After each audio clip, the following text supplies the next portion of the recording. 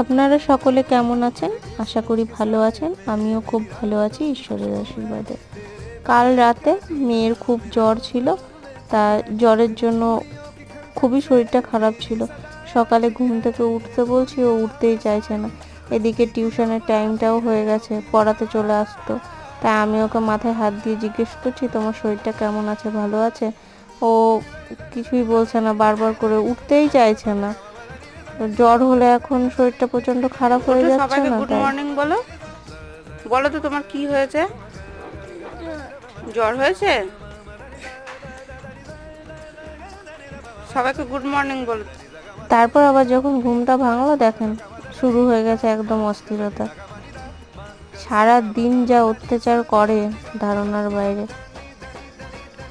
দেখেন অস্থির হয়ে যাচ্ছে, দুষ্টুমি শুরু হয়ে গেছে।